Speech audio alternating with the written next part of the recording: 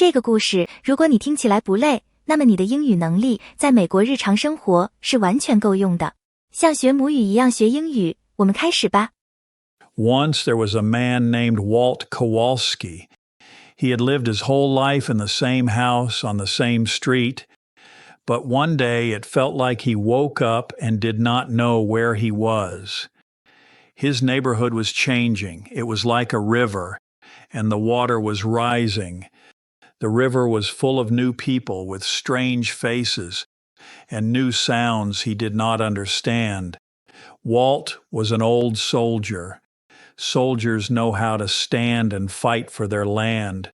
Walt made a line around his small world. The line was the edge of his green grass, which he kept cut just right. On one side of the line was his clean brick house, his quiet life, and his one last special thing. On the other side of the line was the rest of the world, and Walt stood on his porch, watching and waiting for someone to cross his line. Walt was a man who liked things to be simple and clear. He was a hard worker. His house smelled like old wood, clean floors, and the light, sweet smell of his wife. But she was gone now. The house was very quiet without her. The quiet was the loudest sound Walt knew. He had worked his whole life at the Ford car factory. His hands were strong and sure. He built things that were made to last a long time. Now his hands felt empty. He would wake up very early when the house was still cold. He would make coffee. The first taste of the coffee was strong and hot. It was a small, good feeling in the gray morning. He would sit in his favorite chair. The chair's cloth was worn smooth because he had sat in it for so many years. He would read the newspaper. He liked the sound the pages made when he turned them. His only real friend was his old dog, Daisy. She was a yellow dog with sad eyes and slow steps. She followed him everywhere in the house. Her paws made a soft clicking sound on the wood floors. Sometimes Walt would talk to her. His voice was low and rough. "Look at them, Daisy," he would say. He would be looking out the window at the Mong family that lived next door. They don't even cut their grass. He did not know these new people. He only knew they were not like him. Their music had a strange high sound. The smell of their cooking was full of garlic and other new spices. The smells floated into his yard and made him feel mad for reasons he could not understand. Walt had 2 sons, but they did not feel like his sons. They felt like strangers. They lived in big houses in other towns and drove cars from other countries. When they came to visit, their voices were too loud, their smiles were too big, and did not look real. They would look at his things with hungry eyes. They wanted his house. They wanted his tools, which he kept in perfect order in his garage.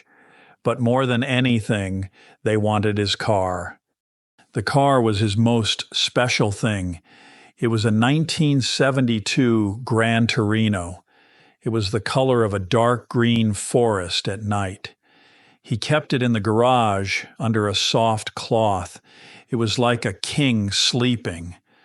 When he took the cloth off, the light in the garage would shine on the shiny metal parts. The car smelled like clean oil and old leather. He had put parts of the car together himself. His own hands had made it strong and good. Sometimes on a quiet afternoon, he would start the car's engine. The sound was a deep, strong rumble. It was a sound from a better time, a time when America was strong, and he was strong too. He would sit in the driver's seat and put his hands on the wheel. He would feel a small, sharp bit of happiness. It was like remembering the man he used to be. but most of the time he felt old and like he was not useful anymore. He had a bad cough deep in his chest. It was a dry, rattling sound that shook his whole body. Sometimes, after coughing a lot, he would taste blood in his mouth. It was a scary taste, like a penny, but he tried to ignore it. He felt like a rock, and the river of time was slowly washing him away. He would sit on his porch with a can of beer in his hand. The cold, wet feel of the can was a feeling he knew well. He watched the world, and his heart felt like a cold, hard stone. The trouble started on a dark night with no moon. Walt was in bed when he heard a noise. It was a small sound, a scratching sound coming from the garage. It was a sound that should not be there.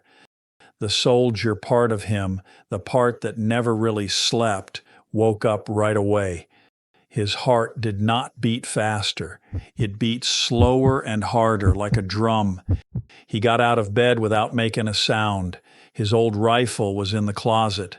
The wood of the gun felt smooth and cool in his hands. The metal was heavy. It felt right. It felt like a part of him. He moved through his dark house. His feet knew where to go on the floor. He did not need a light. He knew the way by heart.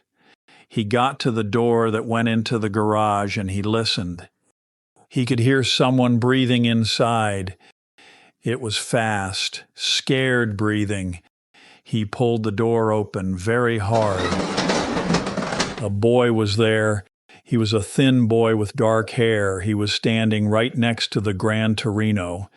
His hand was on the car's door handle. His eyes were wide open and he looked very scared. He looked like a deer caught in the bright lights of a car. It was the boy from next door. His name was Thao. Walt did not say anything at first. He just stood there. He held the long rifle steady in his hands. The air in the garage was thick and cold. The only sound was the boy's fast breathing. The moment felt very long. Walt could see the boy's whole body shaking. He could smell his fear. It was a sharp, sour smell. Walt watched the boy's eyes look from the gun to Walt's face and back to the gun again. The boy was trapped. Then Walt spoke. His voice was not loud. It was a low, rough growl. It sounded like two rocks rubbing together. "What do you think you're doing?" The boy made a small sound, like he was choking. He did not answer. He just stared, frozen like a statue. Walt took one step into the garage. The boy jumped back as if he had been hit. "You made a mistake," Walt said. His voice was still low and full of danger. He raised the rifle just a little bit. The boy's eyes got even wider.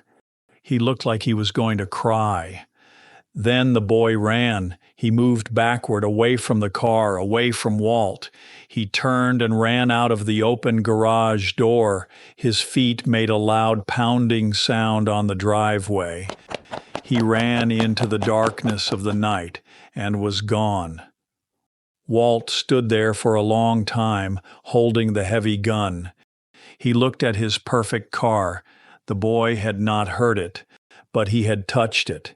He had crossed Walt's line. Walt looked at the dark house next door. The war had come to his own yard. The next day, the boy's sister came to Walt's door. Her name was Sue. She was not like her brother. She was smart and funny, and she was not afraid of Walt. She stood on his porch with her hands on her hips. She told him that a street gang, a group of bad boys, had made Thao try to steal the car. The gang was led by Thao's own cousin. It was a test for Thao to see if he could join their gang. She told him that her family felt very bad and sorry for what Thao did. She said that Thao had to work for Walt to make things right. Walt's first word was no. He did not want the boy in his yard. He did not want to be around these people, but Sue was like a small, fast river pushing against a big rock. She kept talking. She explained her family's ways. She was smart, and her words made sense, even though Walt did not want them to. At last, he got tired of her talking. He looked at his own fence, which needed new paint. He looked at the weeds growing in his neighbor's garden. "Fine," he said in a grumpy voice. "He can work, but I don't want to see him. Just give him a list of things to do." So Thao started to work for Walt. Every day he would come over and do the jobs Walt left for him on a list. He pulled weeds from the garden. He painted fences. He cleaned the rain pipes on the roof. He was quiet and he worked very hard. Walt would watch him from his window. He saw a boy who did not know how to hold a hammer right. He saw a boy whose hands were soft and not used to hard work. Sometimes Walt would go outside and yell at him. "No, not like that, you idiot," he would shout. "You're holding it like it's a dead fish." Then he would grab the tool from Thao's hand and show him the right way to do it. His own hands moved in a sure and quick way. It was a memory from all the years he had worked. He would show Thao how to hit a nail with one clean hit. The sound was a sharp thwack in the afternoon air. He would show him how to use a special tool called a level to make sure a shelf was perfectly straight. He would explain how a motor worked, his hands moving with the easy grace of someone who knew what they were doing. He still called Thao names. He called him Toad and other things. They were sharp, ugly words. But something was changing. He was teaching the boy. He was giving the boy something important, and Thao was learning. Thao's hands got harder from the work. He started to stand up straighter. He started to look Walt in the eye. One hot afternoon, they had just finished fixing a broken step on the porch. Walt went inside. He came back out with 2 cold cans of beer. He gave one to Thao. They sat on the steps together. The cold cans felt wet in their hands. They did not talk much, but the quiet between them was different now. It was not an angry quiet. It was a comfortable quiet. It was the quiet of 2 men who had worked hard together.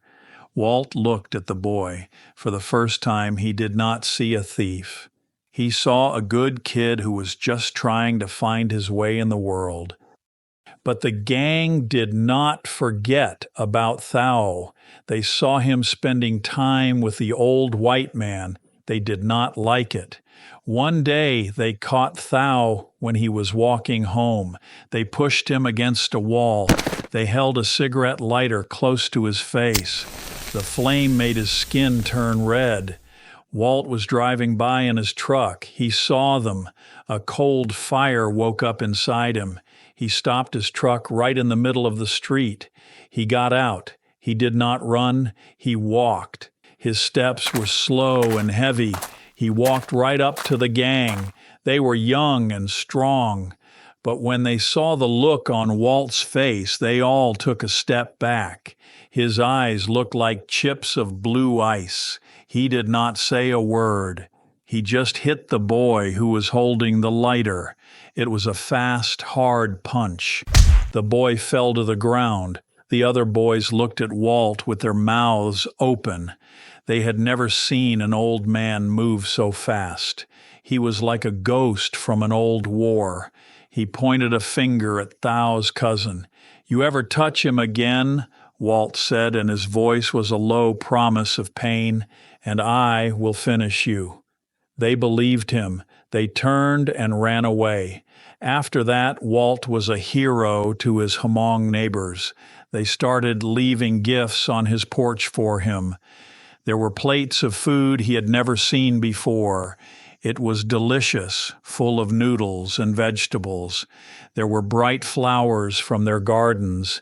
The old grandmother, who used to spit on the ground when she saw him, now smiled and bowed her head to him. Walt did not know what to do. He was not used to people being kind to him. He felt a strange warmth spread through his chest. Sue invited him to a party at their house. He said no at first, but she would not listen. She kept asking until he said yes. He walked into their house, and it was like walking into another country. The air was thick with the smell of cooking food. It was full of the sound of people laughing and talking and music playing. It was loud and crowded and full of life. Walt felt big and out of place. But Sue stayed by his side. She brought him a plate of food. He tasted roasted pig with crispy, salty skin. He ate sticky rice that was sweet and soft. It was the best food he had ever eaten in his life. Sue told him about her people, the Hmong. She told him how they had fought for America in a secret war in a country called Laos. She told him how they had to run away from their homes when the war was lost. Walt listened. He looked at the faces around him. He saw old people and young children. He saw a kind of strength in them that he understood. He saw family. He looked at Thao, who was talking and laughing with his cousins. He looked at Sue, and her face was bright and smart. He thought of his own sons, who never called him.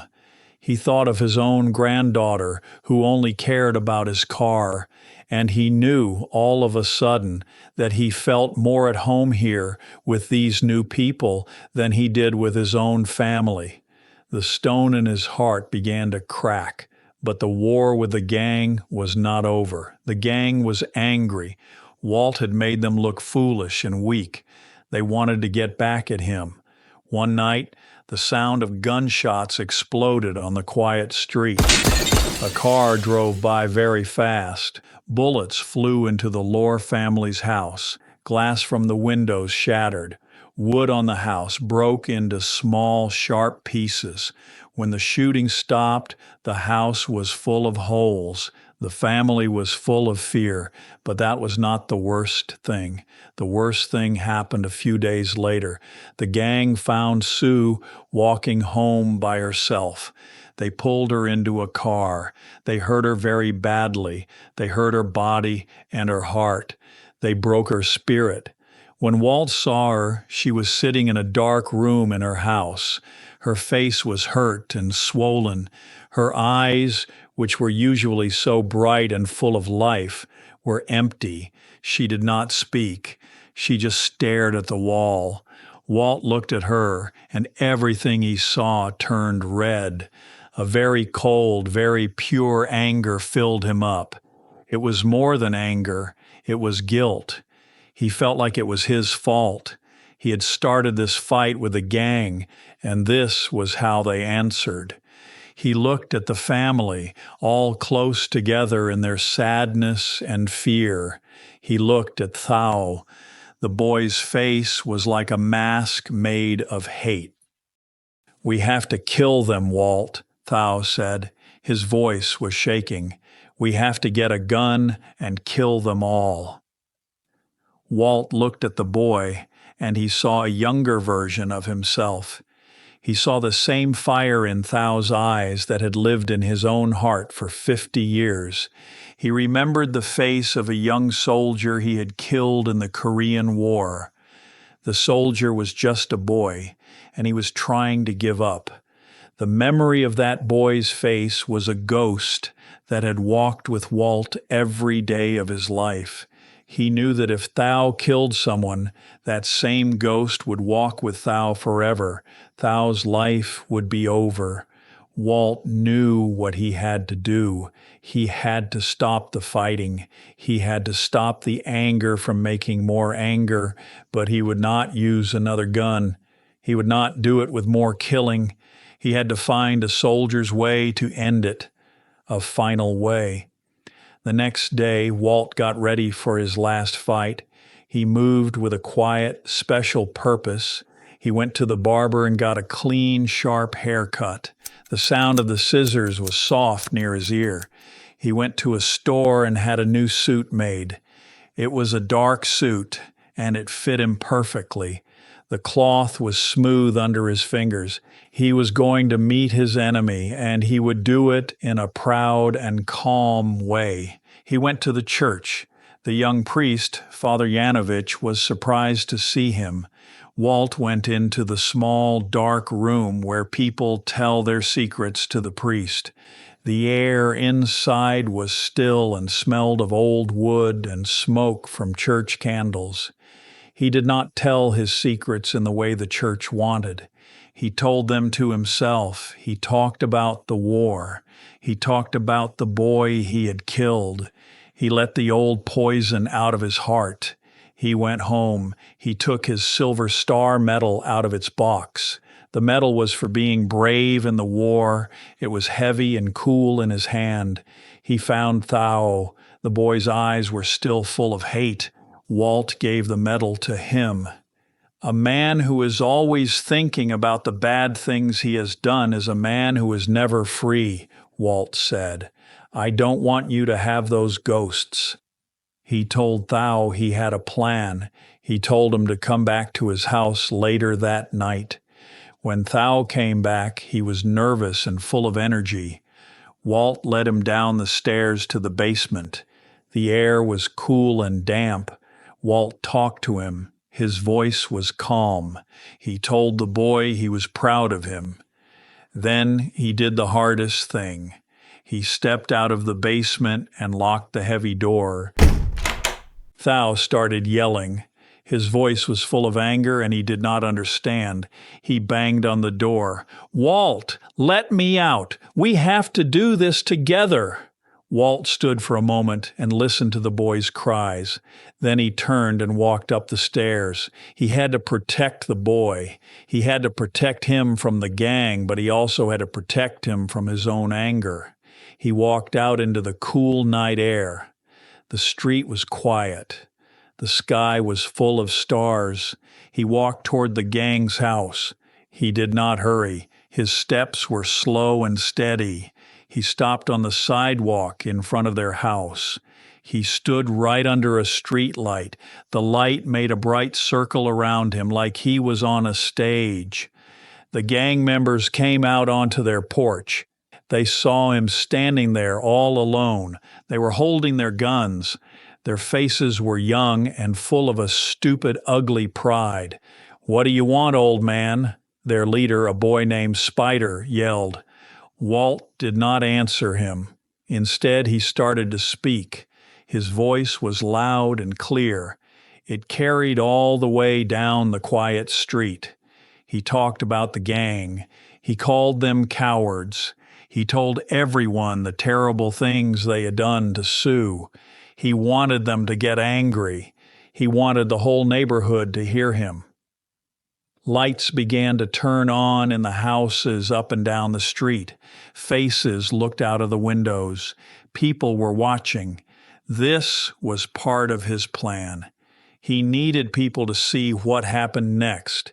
He stood there, one brave man in a circle of light. He was not afraid. He had faced death before. He put a cigarette in his mouth. He looked at the gang, at their nervous, angry faces. "Got a light?" he asked. His voice was calm. Then, very slowly, he reached his hand into the inside pocket of his new suit jacket. The moment was tight, like a stretched rubber band. The gang members' eyes went wide. They saw him move his hand. They thought he was reaching for a gun. They did not think. They just acted. They were scared boys holding guns. They started shooting. The sound was a terrible boom that broke the night. The bullets hit Walt's body, one after another. He fell backward, slowly, like a great old tree that was finally falling down. He landed on the soft grass. His arms were spread wide. The shooting stopped. The quiet that came after was deep and shocking. The gang stood on the porch. Smoke came from their guns. Their faces were white in the streetlight. Walt's hand, which had been inside his jacket, was now lying open on his chest. The neighbors, who were now running out of their houses, could see it clearly. The police, who were racing toward the house with their sirens screaming, would see it too. There was no gun in his hand. There was only a silver Zippo lighter. It was the same one he had carried since the war. He had won. He had used their own hate and violence to trap them. They would all go to jail for a very, very long time. He had given his life, but he had saved the family he had learned to love. At Walt's funeral, the church was full of people. His sons and their families were there. They looked confused. And the Lohr family was there. Their faces were full of a deep, quiet sadness. They were all like one family now, sitting together in the church. Later, a lawyer read Walt's last wishes. He left his house to the church. He left all his tools to Thao, and his car, his beautiful, perfect green 1972 Gran Torino, he also left to Thao. The last time we see Thao, he is driving the green car down a long road next to the water. The sun is shining on the green paint. The engine made a strong, steady humming sound. Next to him in the passenger seat was Daisy, Walt's old dog. Thao was not a scared boy anymore. His face was calm. His hands were steady on the steering wheel. He was driving his friend's car into the future. It was a future that an old soldier had bought for him with his own life. 太棒了，你把故事听完了，你离英语自由又近了一步。大家在选择英语学习素材的时候，只要记住母语学习法的2个关键点，就可以学习效果翻倍。一是选择难度对于你来说可以轻松听懂的素材，2是选择你熟悉且感兴趣的素材。我们下个视频见。